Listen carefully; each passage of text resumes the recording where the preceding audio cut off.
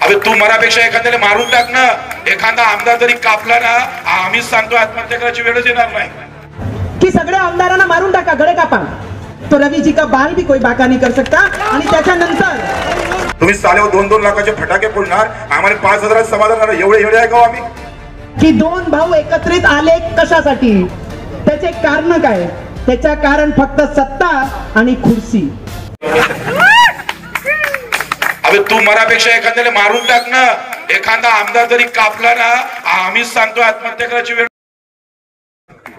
पण हे जातं मरतोय, जाऊन बसलं जरी का नाही, आत्महत्या केल्यापेक्षा त्या आमदाराच्या घरासमोर पूर्ण कपडे काढून बसायचं, कपडेच ठेवायचे नाही, आणि सहाच्या घराच्या समोरून जाऊन मुताचं। काय फरक आहे? मेल्यापेक्षा परवडत नाही काय? हा धिंगाणा जर सुरू केला ना, तर सांगतोय मुतल्यानं काय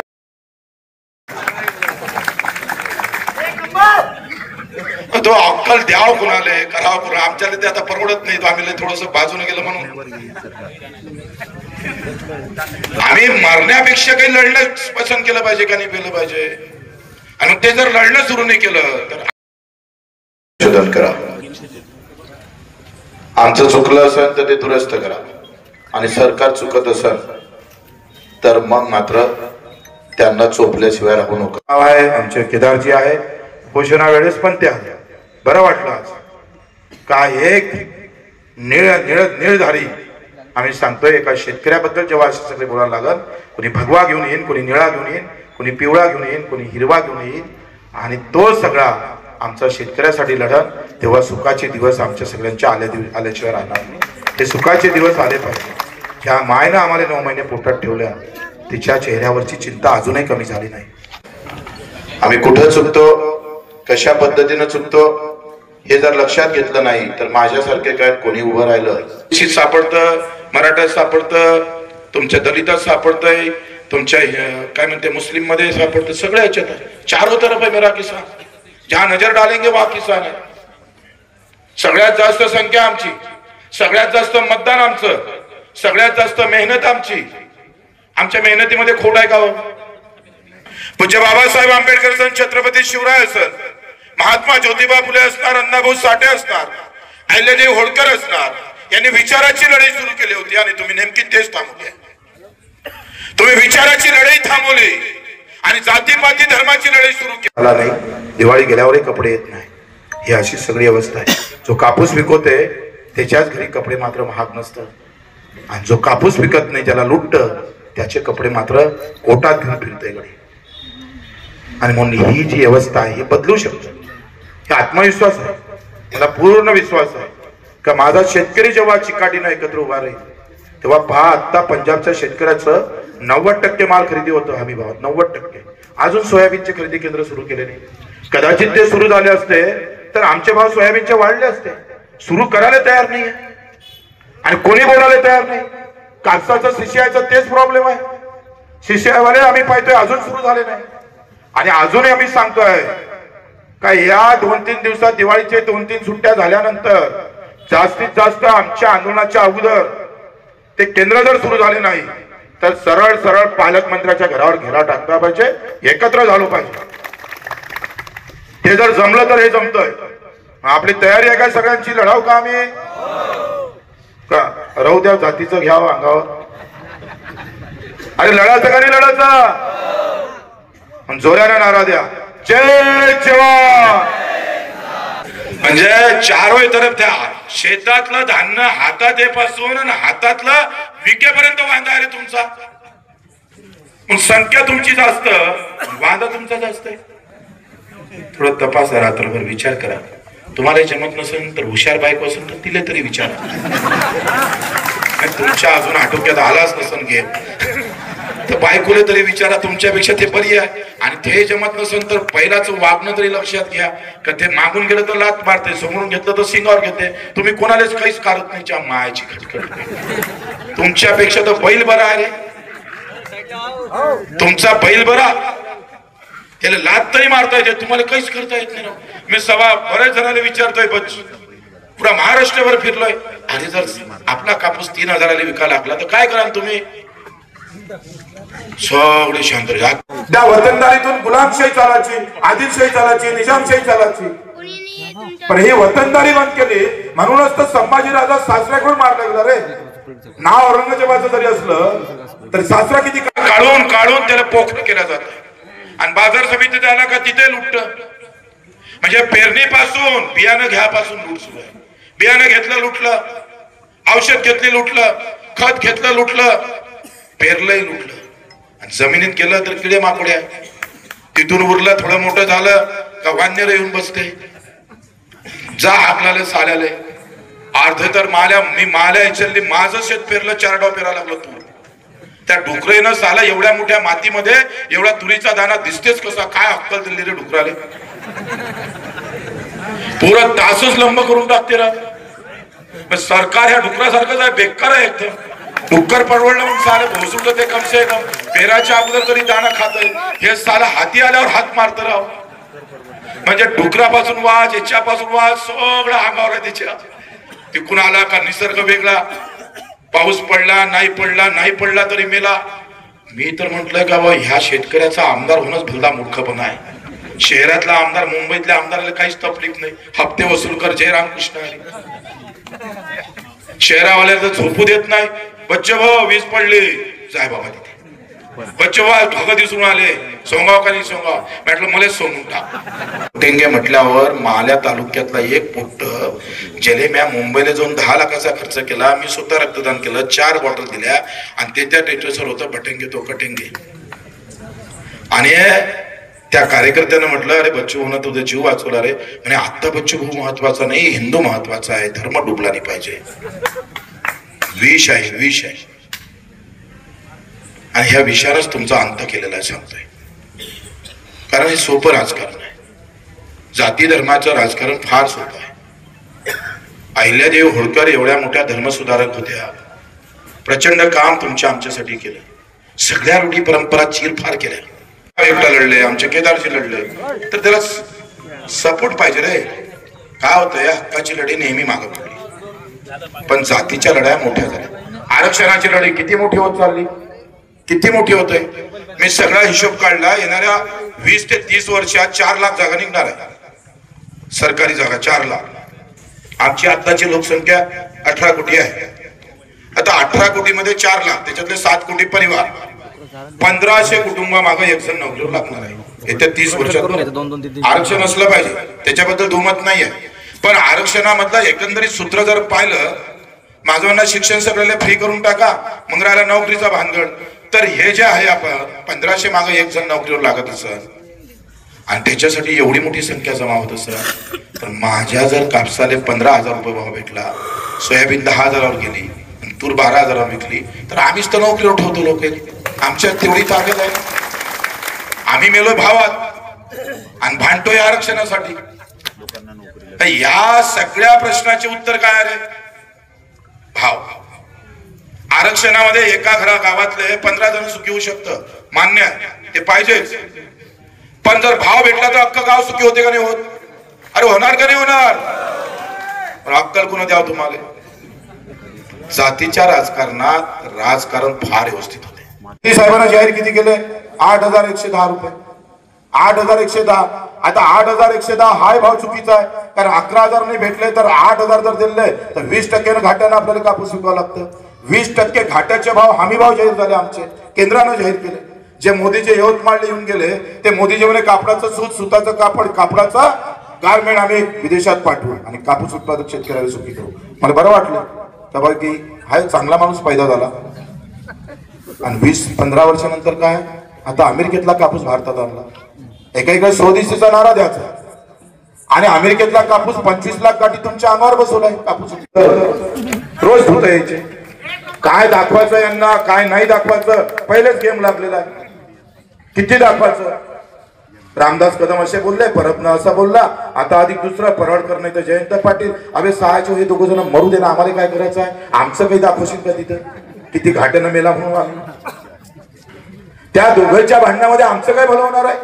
भाजपवाले भांडू दे का राष्ट्रवादी का सेनेवाले, ते काय आमच्यासाठी महत्वाचं आहे का रे? आज सगळ्या ऐकून आम्ही पाहतोय फसतो आहे. मग या सगळ्या थोडाच्या मागे तुम्ही जात लावत असाल तर तुमच्या सारखे नालायक कोणी नाही. तुम्ही पोस्टर लावले का माणसं वेगळे होते या देशामध्ये. बाबासाहेबांचे लावले तर वेगळे, शिवाजी महाराजांचे लावले वेगळे, महात्मा फुलेंचे लागले. पोस्टर लावून गर्दी जमा होत रे. काय होणार आहे. एवढे मोठे माणसं जातीच्या एवढ्याशा पिंजऱ्यात अटकून ठेवले तुम्ही. आणि हे त्याचं कारण सुरू झालं आमच्या मराचं कारण तुम्ही आहे, सरकार नाही आहे. सरकार तर एका दिवसात, तुम्ही सांगतोय एका दिवसात सरकार ना तालावर आलं ना. अहो आमची संख्या 7 कोटीच्या वर आहे शेतकऱ्याची, शेतमजुराची, गावखेड्यात राहणाऱ्याची. 4 ते 5 कोटीवर आम्ही अर्धे काय 1 कोटी जरी जमा झाली ना भाऊ,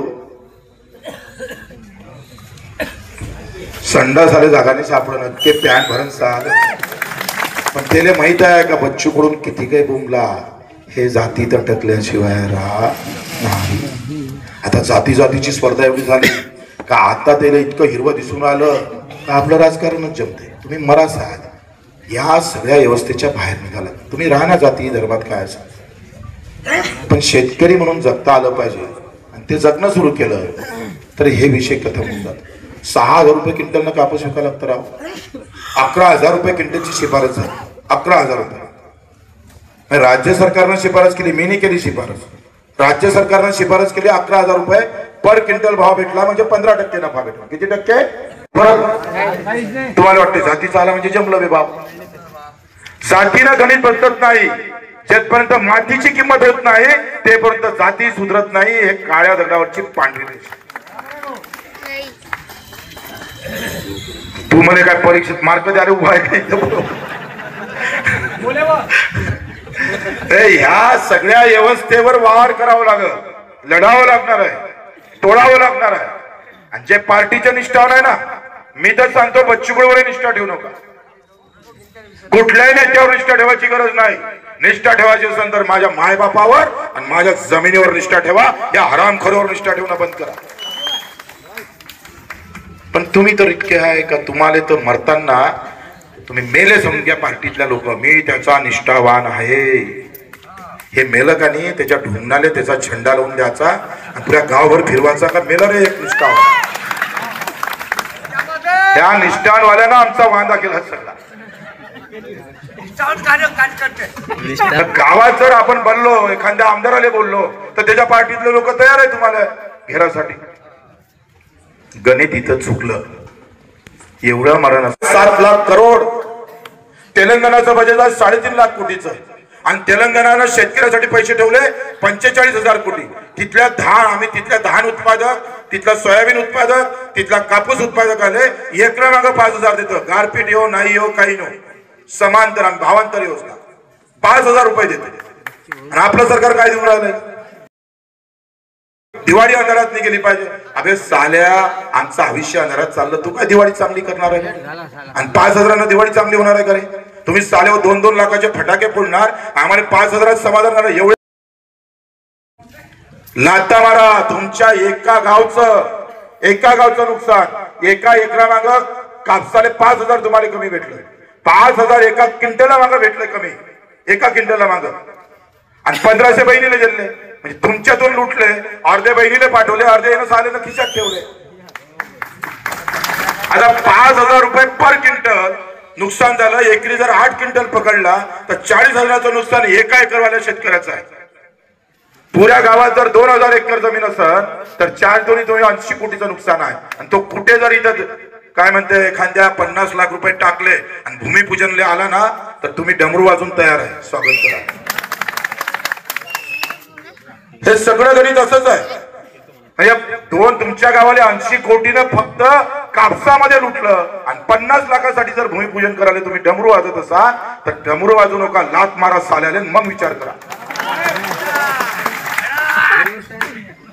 हे बोलायला तर गावात जे आहे ना, हे पार्टीचे गुलाम बसले असतात, झेंडा घेऊन बसले आहे. याले बाप मेला तरी 72, पण नेता जिवंत राहायला पाहिजे.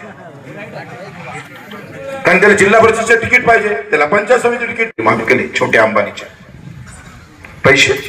अहो ते आता 2 प्राध्यापक माझ्याकडे रिटायर झाल्यानंतर आले. 1.25 लाख रुपये महिना आहे.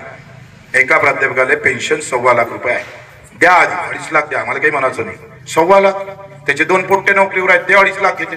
म्हणजे ते 5 लाख ते हे 1.25 लाख 2.5 लाख 7.5 लाख दोनही सुना आणाने. नोकरीवर असेल तर बायका आहे नोकरीवरच भेटते. ते काय भांडे घासायला येते का घरी? भांडे घासायला तुम्ही जा शहरात. गावातली गरिबी वाढली का कलेक्टरच्या घरी भांडे घासायला आमची बाई भेटली म्हणून समजा.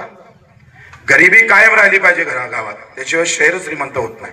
शहर श्रीमंत व्हायसाठी तिथल्या फॅक्टरीवर कमी भावाचा मजूर भेटला पाहिजे, म्हणून तो कंपनीवाला सुखी झाला पाहिजे, म्हणून हे गरीब ठेवण्याचं राजकारण आहे, षडयंत्र आहे. ते समजून तुम्हाला मला माहित नाही, पण व्यवस्था तशीच आहे. मग एका इकडे एवढा पैसा देता तुम्ही 1.25 लाख म्हणजे रिटायर झाल्यावर, आणि आम्हाला वर्षाचे 1 लाख रुपये भेटत नाही नफा. हे बोलणार कोण? हे अर्थशास्त्र समजून कोण घेणार? आम्ही इतिहासात रमतो, त्यानं काय केलं यानं काय म्हटलं.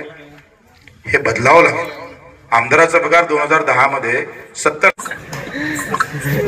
आता ते 300 आल्यावर काय करणार आहे? मागणी घ्यावं का काय करावं?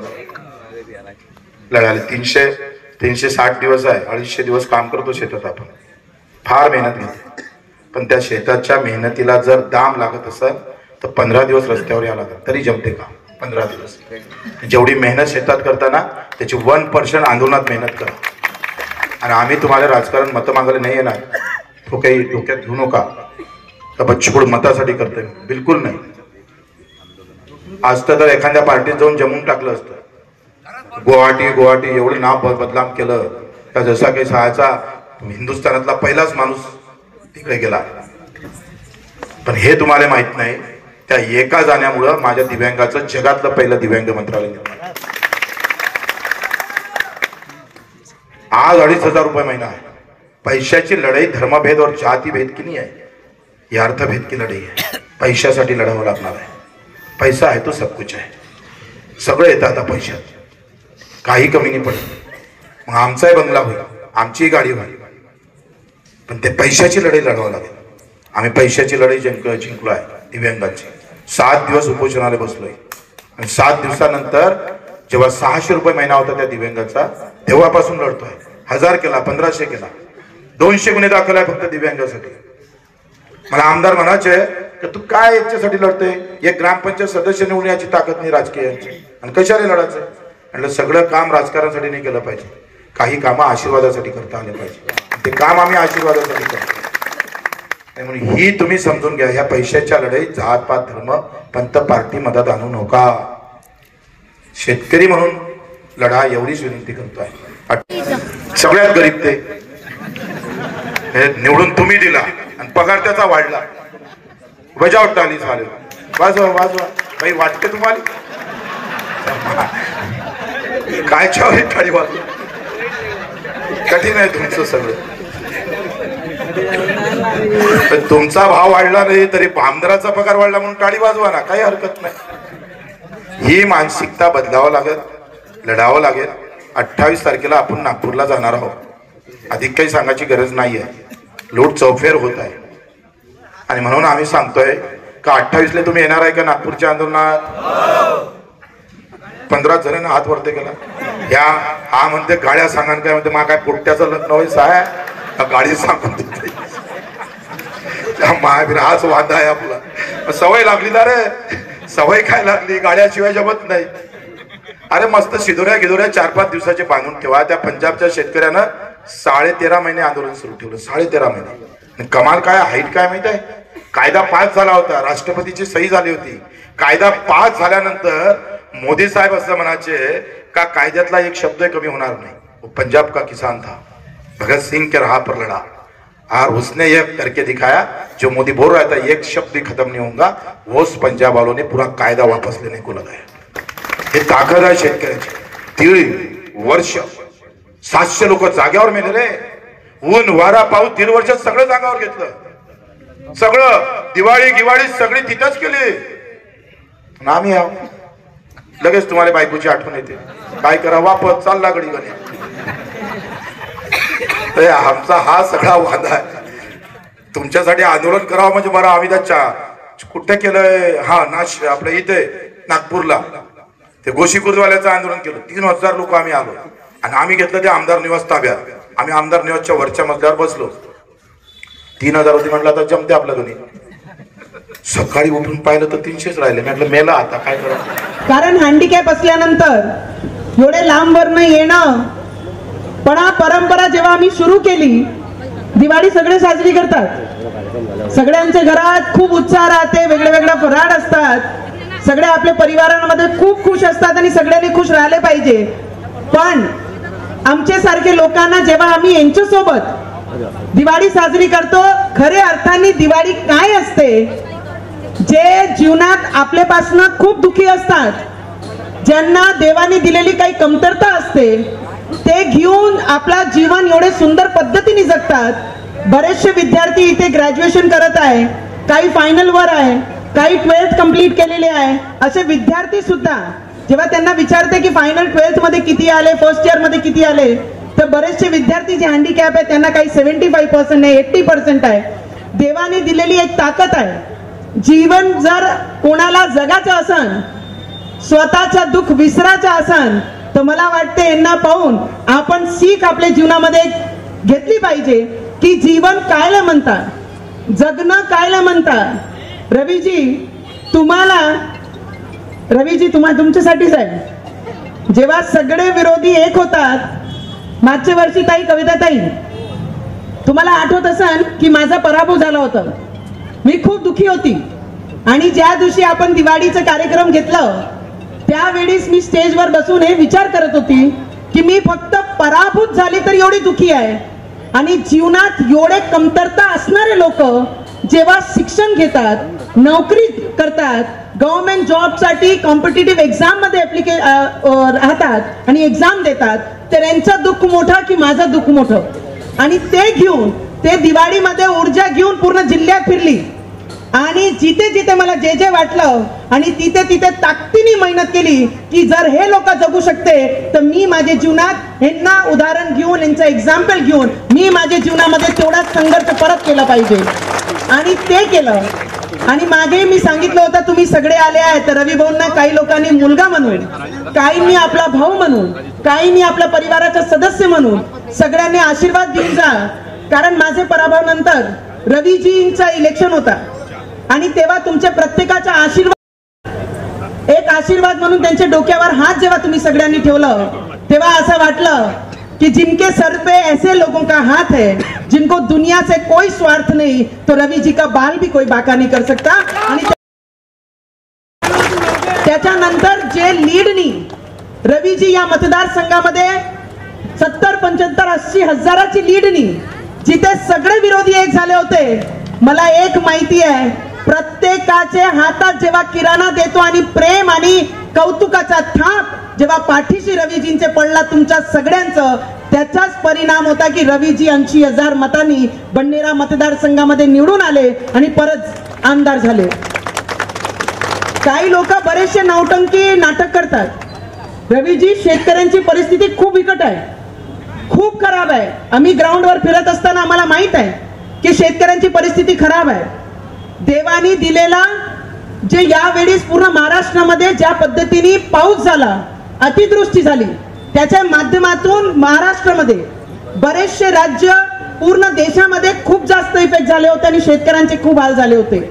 पण आमचे या महाराष्ट्राचे मुख्यमंत्रीजींच्यावर आमचाही भरोसा आहे आणि आमच्या शेतकऱ्यांचाही भरोसा होता की जर आम्हाला देवानी यावेळी चोट दिली, त्याला चांगला करण्याचं काम आमचे राज्याचे मुख्यमंत्री म्हणजे आपले आणि तुमचे देवाभाऊच करू शकतात.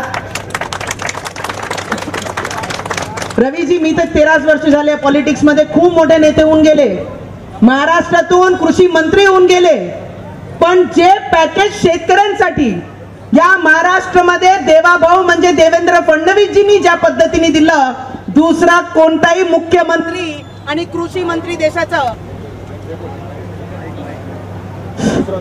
दुसरा कोणीही भूतो ना भविष्यवाला पॅकेज देऊन शेतकऱ्यांना विश्वास दिलं की शेतकऱ्यांना मी वाऱ्यावर सोडणार नाही.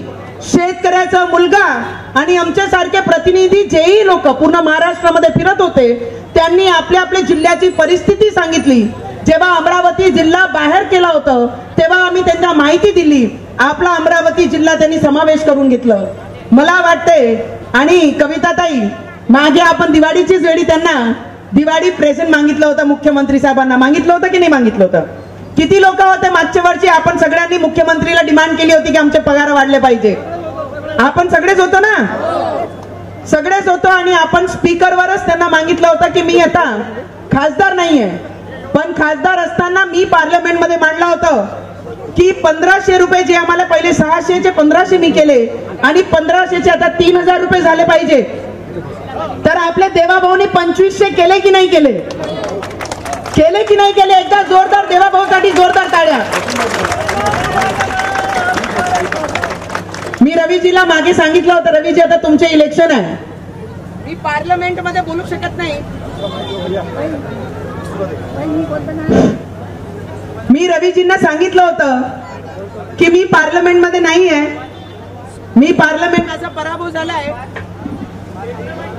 पराभव झालाय. तर यावेळीच तुम्ही निवडून गेल्यानंतर सगळ्यात पहिला विषय जर तुम्हाला अधिवेशनात मांडायचा आहे तर ते आमचे या वर्गासाठी मागायचं आहे ज्यांना 1500 भेटताय, जे मी काम केंद्रातून करून आणलं होतं. आता आपली जबाबदारी राहील पुढे 1500 चे 3000 करणं, पण आपल्याला 2500 ही सरकारने करून दिले. त्याच्याकरिता आमचे देवाभाऊच्या आणि या सरकारचे बरेचसे नौटंकी करून राहिले. रवीजी खूप नौटंकी करत आहे. ते म्हणतात कोणावरही काही टीका करायची इच्छा माझी नसते, कोणावर काय बोलायचं त्याची इच्छा नसते. आम्ही काम करणारे लोक आहे, कर्मावर भरोसा कर. ते आज बाहेर फिरून जे सांगतात आहे की सगळ्या आमदारांना मारून टाका, गळे कापा. काय म्हणतात? आमदारांना मारून टाका, कापून टाका, है ना दादा? काय म्हणतात? कापून टाका. कापला पाहिजे का त्यांना? आमदारांचे गळे कापले पाहिजे काय? त्यांना माझा एवढंच म्हणणं आहे, दादा तुम्ही सुद्धा 4 टर्म आमदार होते, तुम्ही 4 टर्म आमदार होते, तुम्ही मंत्री होत्या, तेव्हा तुम्ही शेतकऱ्यांसाठी तुमची पोटदुखी बाहेर नाही आली. आता आमदारकी गेल्यानंतर शेतकरी आठवते, हँडिकॅप लोक आठवते. किती शेतकऱ्यांना स्वतःच्या जमिना देऊन त्यांच्या मुलांचे लग्न करून घेतले दादा, तुम्ही सांगा बरं. किती हँडिकॅप लोकांसाठी तुम्ही मंत्री जेव्हा होत्या, जेव्हा मंत्रालय तुमच्या अंडर मध्ये दिला, किती हँडिकॅप लोक असे आहे ज्यांना आम्ही घर बांधून दिले. तुम्ही किती हँडिकॅप लोकांना, किती बेरोजगार लोकांना तुमच्या पगारातून तुम्ही त्यांना घर बांधून दिले, तेवढं दादा तुम्ही मला सांगा. आज तुम्ही मान कापाची गोष्ट करताय आमदारांची. तुम्ही 4 टर्म होते तेव्हा तुम्ही संत्रा प्रकल्पासाठी का बोलले नाही? चांदूर बाजार मध्ये एवढा मोठा संत्रा उत्पादन होते, आमची फिन्ने मिल बंद होती, तुम्ही कामगार मंत्री होता तेव्हा तुम्ही फिन्ने मिल बद्दल का बोलले नाही दादा? दादा तुम्ही माझे जिल्ह्याचा आहे, तुम्हाला दिवाळीची शुभेच्छा देते. पण जर काही इथे प्रॉब्लेम झाली असेल तर त्याचा इलाज सुद्धा करून घ्या. एवढीच एक लहान म्हणून, बहीण म्हणून तुम्हाला शुभेच्छा देऊ शकते दिवाळीची.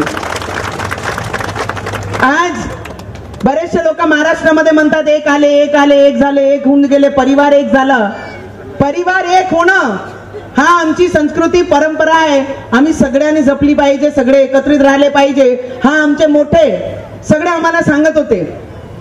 पण स्वार्थासाठी एक होणं आणि विचारांसाठी एक होणं, आपण कशासाठी जुळलोय? आपण कशासाठी जुळलोय? आपला विचार एक आहे म्हणून आपण जुळलो ना, की स्वार्थासाठी, प्रेमासाठी? असे बरेचसे 2 भाऊ आहे या महाराष्ट्रामध्ये जे स्वार्थासाठी, जेव्हा बाळासाहेब ठाकरेजींचं निधन झालं ते शांत झाले, त्यावेळी त्यांना हे वाटलं नाही की आमचे वडिलांचे विचार होते म्हणून आम्ही दोघे भाऊनी एकत्रित आलो पाहिजे. तेव्हा तोंड ना पाहणारे आज सत्याची एवढी लालच लागली त्यांना की एकमेकाचे गळे लागत आहे. मला असं वाटते विचारांसाठी ते दोन्ही भाऊ एक आले असते तर पूर्ण महाराष्ट्राने त्यांचा स्वागत केला असता. जे बाळासाहेब ठाकरेजींना मानत होते ते सगळे त्यांच्या गळ्यात हात टाकले असते. पण आज पूर्ण की 2 भाऊ एकत्रित आले कशासाठी? त्याचे कारण काय? त्याच्या कारण फक्त आणि खुर्ची आल्यानंतर त्याच्यातून पैसे, करप्शन, मुंबई सारखे शहरांमधून किती मोठा पैसे खाऊ शकतो, तोड्या करू शकतो, कोणती कंपनीतून कोणते बिल्डरकडनं कोणत्या कंपन्याकडनं कसे पैसे घेऊ शकतो, फक्त एवढ्यासाठी दोन्ही भाऊ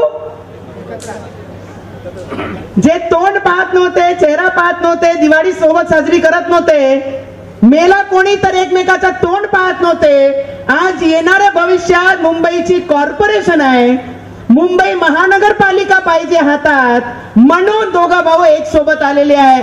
ते ठाकरे परिवार हा मजबुरीचा नाव झालेला आहे. नाही ते बाळासाहेब ठाकरेजी स्वतःचे रक्तामध्ये भगवा घेऊन फिरणारे या लोकांना हिरवशी प्रेम झालेला आहे. तर त्यांना इथूनच दंडवत करते की आपला इमान आणि रक्त फक्त पैशासाठी विकू नका. बाळासाहेब ठाकरेजींनी आपले विचारासाठी जगणं आणि त्यांच्या विचारावर आमचे सारखे बरेचसे युवा या महाराष्ट्रामध्ये जगताय.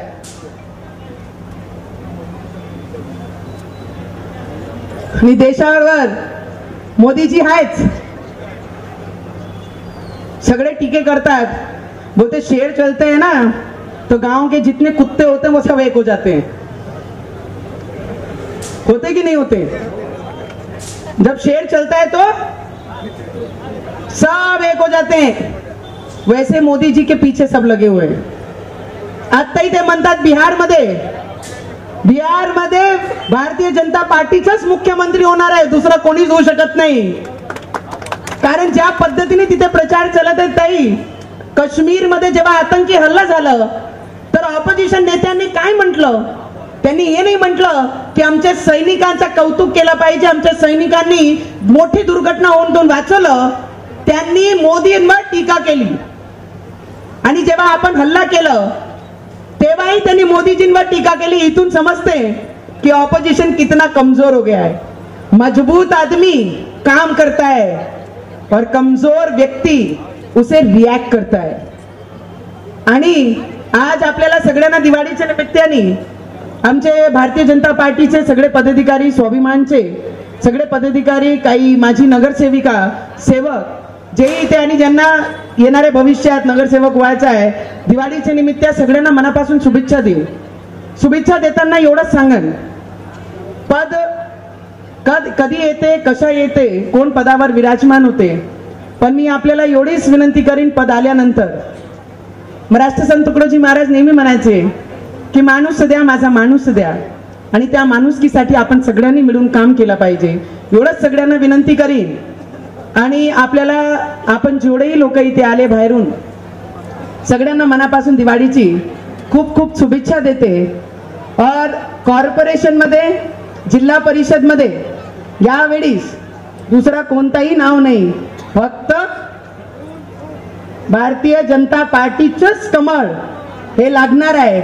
सगळे साथ द्यान का? जेवढेही आहे इथे उभे, जिथे कुठे राहिले, भारतीय जनता पार्टीचं, भारतीय जनता पार्टीचं. आमचा स्वाभिमान आमच्या सोबतच आहे, रवीजी सोबत आहे ना आमच्या. आणि त्यांनी स्वतःच म्हटलंय छोटा भाऊ म्हणून, युवा स्वाभिमान भारतीय जनता पार्टीचे नेहमी सोबत आहे.